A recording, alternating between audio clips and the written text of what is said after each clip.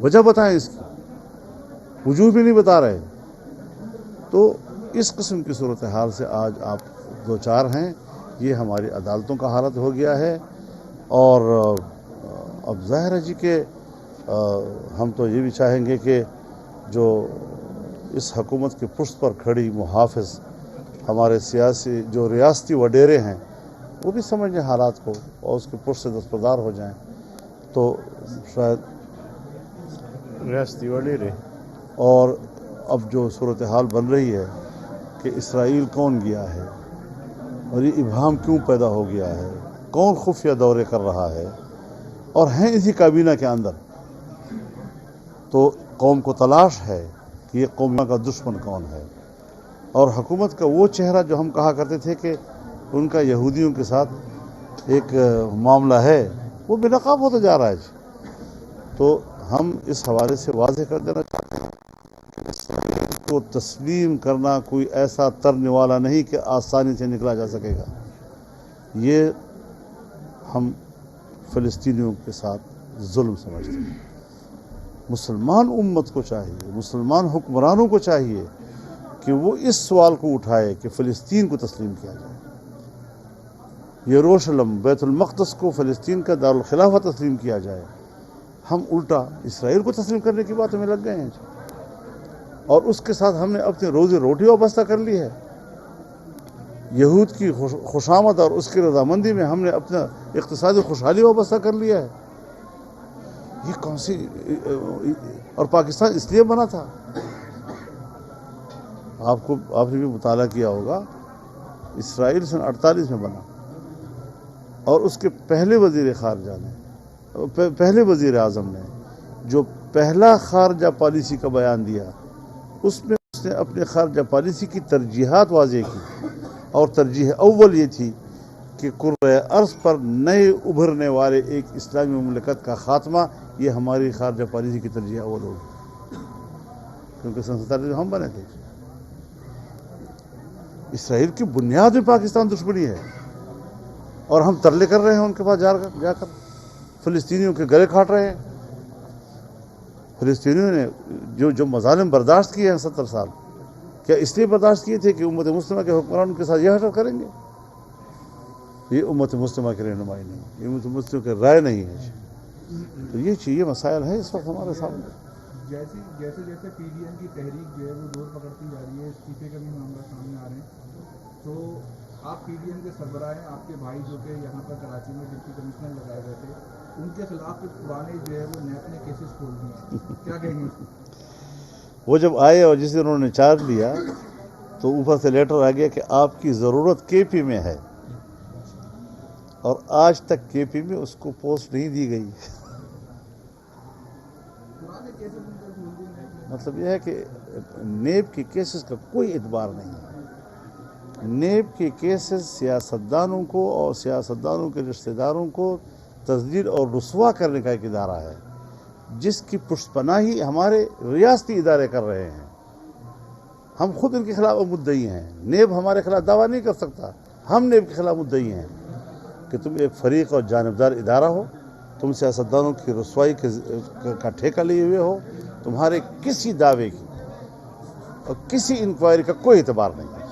آپ جو ہے وہ جنوری میں حکومت کے خاتمے کی بات کر رہے ہیں، مریم نواز نے بھی کہا، آپ لوگ بھی کہہ رہے ہیں، یہ یقین دہانی آپ کو کس نے کرائی ہے کہ جنوری میں یہ استعفا دینے کا؟ نہیں، یہ اور بھی 100 روپے چینی، 70 روپے آٹا. اب غریب آدمی کی حکومت کہہ رہی کہ بھائی کچھ نہیں ہوگا، مارچ بھی گزر جائے گا، ادھر بھی ہم حالت نظام میں توبہ قبول نہیں کیا جاتا. آپ نے 50 سے 120 کر دیا، 120 سے آپ آگئے 30 روپے پر. تو یہ سب یہ مہنگائی جو بڑی ہے، عام آدمی کو تو اب بھی کچھ نہیں مل رہا ہے. اس میں مجرم کون ہے؟ کس نے چینی باہر سپلائی کی اور پھر کس نے واپس کرائی؟ یہ قیمتوں میں اتنا جلدی اتار چڑھاؤ یہ کس پالیسی کے تحت تھا؟ کن افراد کو فائدہ پہنچایا گیا؟ یہ ساری چیزیں قوم کے سامنے واضح ہونے چاہیے. تو اس حوالے سے یہ ناجائز حکومت ہے. یہ مہنگائی ختم بھی کر دے گی تب بھی ناجائز کا ہونا تو ہے نا. اچھا، تو یہ آپ کو یقین دہانی کس نے کرائی ہے جنوری میں جو ہے وہ؟ نہیں، یہ سیاسی عمل کا طریقہ کار یہی ہوتا ہے. آپ کو یاد ہوگا जब हम आज़ादी मार्च कर रहे थे तो हमने शायद 28 जुलाई को ऐलान किया था और हमने कहा था कि अगस्त और सितंबर आपके पास टाइम है इस्तीफे का, तो अक्टूबर में हम जाएंगे। तो अब हमने कहा है कि आपके पास जनवरी का टाइम है, वरना फिर फरवरी में हम आएंगे। तो आप मुझे बताएं क्या वजह हो सकती है कि एक बेंच बैठता है और उसमें जज कहता है मैं ये केस नहीं सुन सकता, मुझ पर दबाव है। आज 2 बेंच बने और हर बेंच ने कहा कि मैं नहीं सुनता, फिर दूसरा बेंच बना, फिर उसने कहा मैं नहीं सुनता, फिर तीसरे बेंच के हवाले किया, उसने तारीख दी लंबी। ये क्या अदालतें हैं? वजह बताएं इसकी, वजूह भी नहीं बता रहे। तो इस किस्म की सूरत हाल से आज आप 2-4 हैं। ये हमारी अदालतों का हालत हो गया है और अब ज़ाहिर है जी कि हम तो ये भी चाहेंगे कि जो इस हुकूमत के पुष्ट पर खड़ी मुहाफ़िज़ हमारे सियासी जो रियासती वडेरे हैं वो भी समझें हालात को और उसके पुष्ट से दस्तबरदार हो जाएं, तो शायद रियासती वडेरे। और अब जो सूरत हाल बन रही है कि इसराइल कौन गया है और ये इब्हाम क्यों पैदा हो गया है, कौन खुफिया दौरे कर रहा है और हैं इसी काबीना के अंदर, तो कौम को तलाश है कि ये कौम का दुश्मन कौन है। और हुकूमत का वो चेहरा जो हम कहा करते थे कि उनका यहूदियों के साथ एक मामला है, वो बेनकाब होता जा रहा है। तो हम इस हवाले से वाज़ेह कर देना चाहते हैं कि इसराइल को तस्लीम करना कोई ऐसा तरने वाला नहीं कि आसानी से निकला जा सकेगा। ये हम फ़लस्तीनियों के साथ जुल्म समझते हैं। मुसलमान उम्मत को चाहिए, मुसलमान हुक्मरानों को चाहिए कि वो इस सवाल को उठाए कि फ़लस्तीन को तस्लीम किया जाए, यरूशलेम बैतुल मक़दस को फ़लस्तीन का दारुल खिलाफा तस्लीम किया जाए। हम उल्टा इसराइल को तस्लीम करने की बात में लग गए हैं और उसके साथ हमने अपनी रोज़ी रोटी वाबस्ता कर ली है। यहूद की खुशामद और उसकी रजामंदी में हमने अपना इक़्तिसादी खुशहाली वाबस्ता कर लिया है। ये कौन सी, और पाकिस्तान इसलिए बना था, आपने भी मुताला किया होगा, इसराइल सन 48 में बना और उसके पहले वज़ीर ख़ारजा ने, पहले वज़ीर आज़म ने जो पहला ख़ारजा पॉलिसी का बयान दिया, उसमें उसने अपने ख़ारजा पॉलिसी की तरजीहात वाज़ेह की और तरजीह अव्वल ये थी कि कुर्रे अर्ज़ पर नए उभरने वाले एक इस्लामी मुमलकत का ख़ात्मा, ये हमारी ख़ारजा पॉलिसी की तरजीह अव्वल होगी, क्योंकि सन 47 में हम बने थे। इसराइल की बुनियाद में पाकिस्तान दुश्मनी है और हम तरले कर रहे हैं उनके पास जाकर फ़लस्तीनियों के गले काट रहे हैं।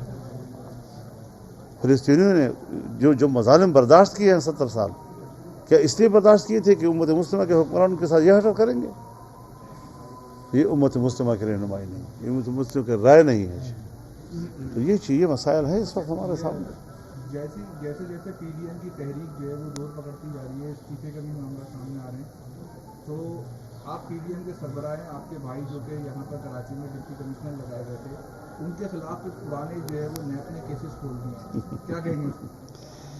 वो जब आए और जिस दिन उन्होंने चार्ज लिया तो ऊपर से लेटर आ गया कि आपकी ज़रूरत केपी में है, और आज तक केपी में उसको पोस्ट नहीं दी गई। मतलब यह है कि नेब के केसेस का कोई एतबार नहीं है। नेब के केसेस सियासतदानों को और सियासतदानों और रुसवा करने का एक इदारा है, जिसकी पुष्टपनाही हमारे रियासती इदारे कर रहे हैं। हम खुद इनके खिलाफ मुद्दई हैं। नेब हमारे खिलाफ दावा नहीं कर सकता, हम नेब के खिलाफ मुद्दई हैं कि तुम एक फरीक और जानबदार इदारा हो, तुम सियासतदानों की रसवाई का ठेका लिए हुए हो, तुम्हारे किसी दावे की और किसी इंक्वायरी का कोई एतबार नहीं है। आप जो है वो जनवरी में हुकूमत के खात्मे की बात कर रहे हैं, मरियम नवाज ने भी कहा, आप लोग भी कह रहे हैं, ये यकीन दहानी आपको किसने कराई है कि जनवरी में ये इस्तीफा देने? नहीं, ये 100 रुपये चीनी, 70 रुपये आटा। अब गरीब आदमी की हुकूमत कह रही है कि भाई कुछ नहीं होगा, मार्च भी गुजर जाएगा, इधर भी हम हारत नज़ा में तौबा कबूल नहीं किया जाता।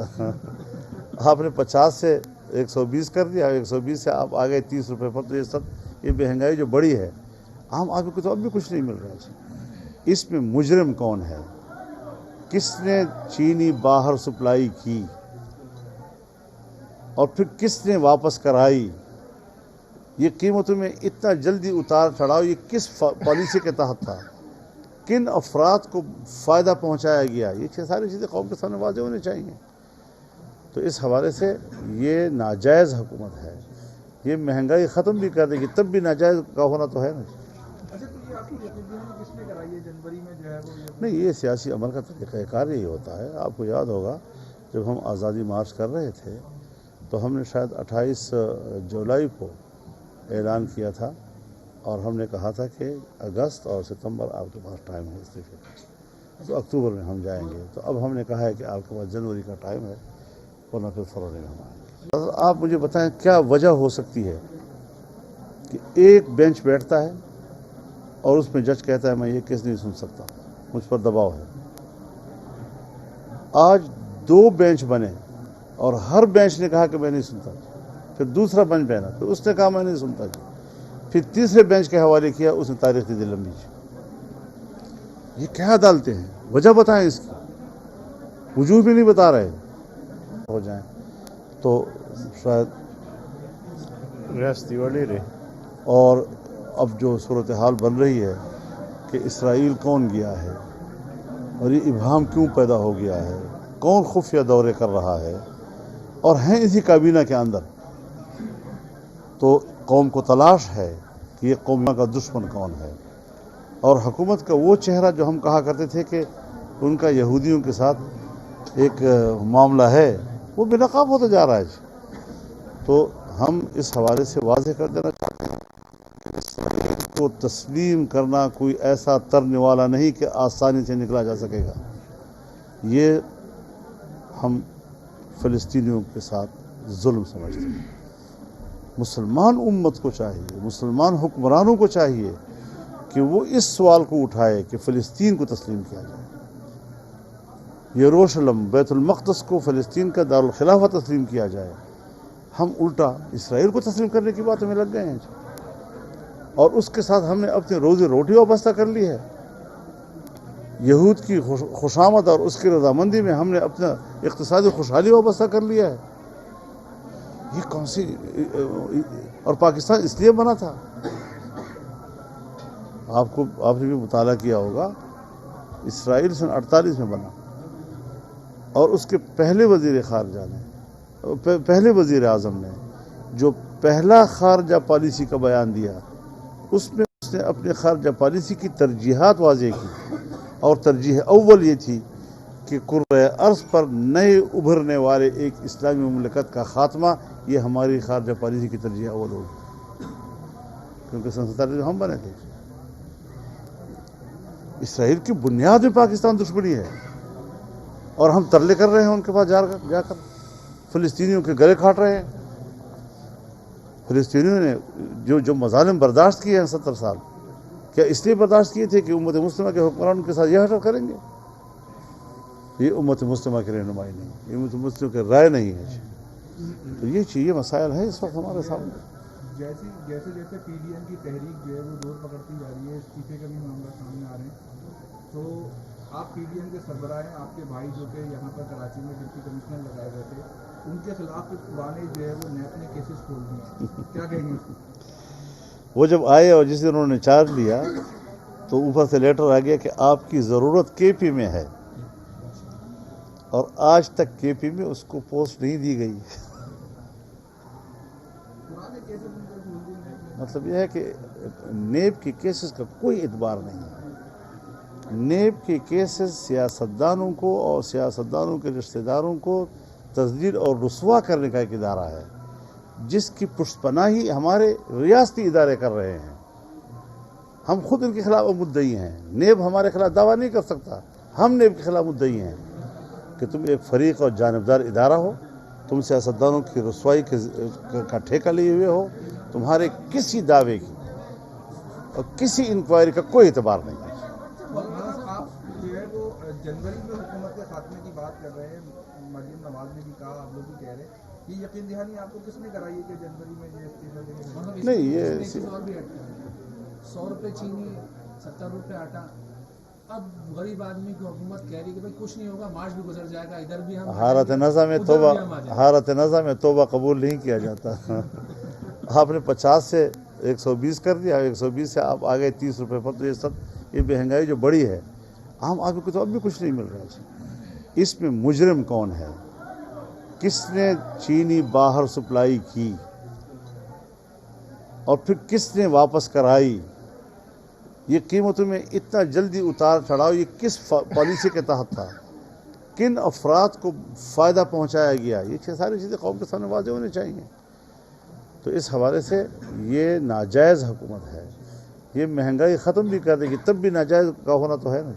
اچھا تو یہ آپ کو یقین دہانی کس نے کرائی ہے جنوری میں جو ہے وہ نہیں, یہ سیاسی عمل کا طریقہ کار ہی ہوتا ہے. آپ کو یاد ہوگا جب ہم آزادی مارچ کر رہے تھے تو ہم نے شاید 28 جولائی کو اعلان کیا تھا اور ہم نے کہا تھا کہ اگست اور ستمبر آپ کے پاس ٹائم ہے استعفے کا, تو اکتوبر میں ہم جائیں گے. تو اب ہم نے کہا ہے کہ آپ کے پاس جنوری کا ٹائم ہے ورنہ پھر فروری میں ہم آئیں گے. آپ مجھے بتائیں کیا وجہ ہو سکتی ہے کہ ایک بینچ بیٹھتا ہے اور اس میں جج کہتا ہے میں یہ کیس نہیں سن سکتا, مجھ پر دباؤ ہے.